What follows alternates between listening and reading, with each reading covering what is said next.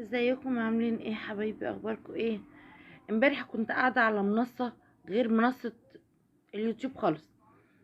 منصه كلنا عارفينها، يعني اللي هي منصه كواي. المهم، سمعت حاجه يعني محدش يتخيلها بجد. ام مسكت بنتها. مساء الخير يا حبايبي، عاملين ايه؟ اخباركم ايه؟ طبعا حاجه غريبه من اللي انتوا هتسمعوها مني النهارده. والموضوع غير عادي، بجد الموضوع غير عادي. الموضوع يعني يشيب لي الشعر بجد. الأم بعد ما انفصلت، وبعد ما خلص اكتفت بذاتها وخدت وبكيانها، وخدت بنتها في حضنها وقعدت عليها وكبرتها لغاية اما خلتها عروسة. عروسة ما شاء الله عليها. طبعا بتشتغل عليها عشان تدعمها، عشان تعلمها، عشان زي اي ام واي واحدة مكافحة على اولادها. في الاخر جزاها ايه؟ البنت تقوم الصبح تقول لها انا يلا ماما يصحي عشان تروح الشغل. تقول لها يلا يا ماما عشان تروح الشغل، يلا يا ماما عشان اتاخرتي.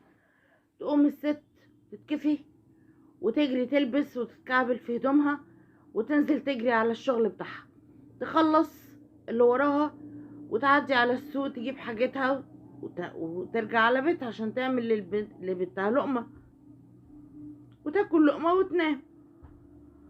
جه مع الوقت واحد خبط عليها وقال لها يا طنط انا عايز بنتك. قالت له ماشي حبيبي، وايه المشكلة؟ اتفضل، اتفضل عندنا في البيت. وقفت معاها، وبنتها ما شاء الله اتخرجت من الكلية ما هيش بصمجية.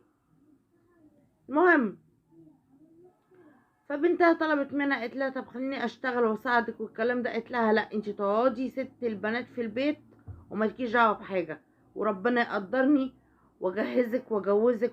ربنا يقدرني على الايه، على الحاجات دي لغايه اما اسطرك واوديكي بيتك وايه واشوف ولادك. كتر الف خيرها.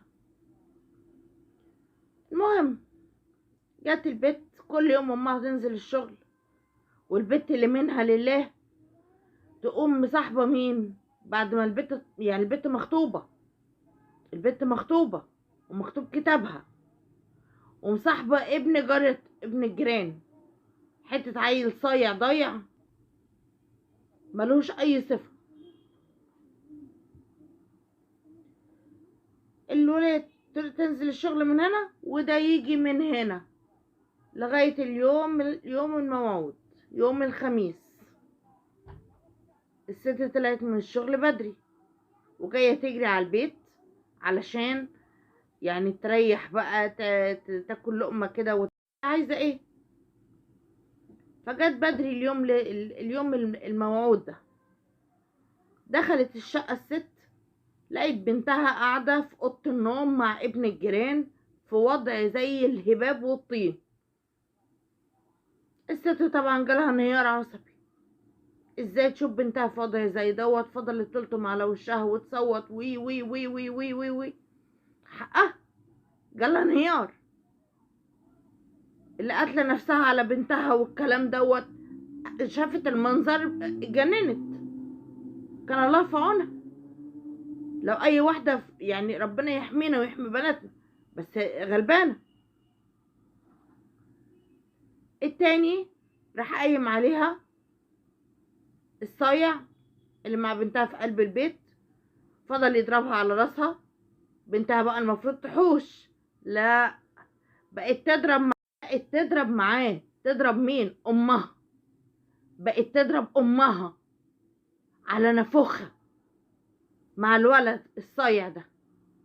الاتنين نزلوا على الست على نافوخها وفضلوا يدوها لغاية اما الست نفسها تعبت وهلكت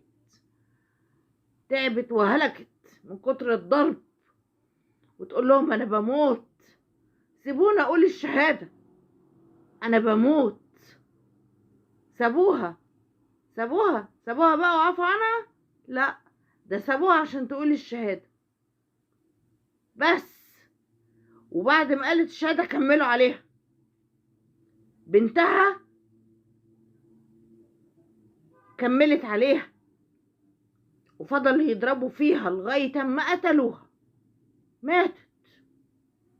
ماتت الست الشقيانة على بنتها موتتها ضربتها على دماغها ما موتتها. وعشان تتأكد ان هي ماتت تعمل ايه؟ تروح تجيب حلة مية بتغلي، وتقوم كباها عليها وهي ميتة علشان تتأكد بس ان امها ماتت.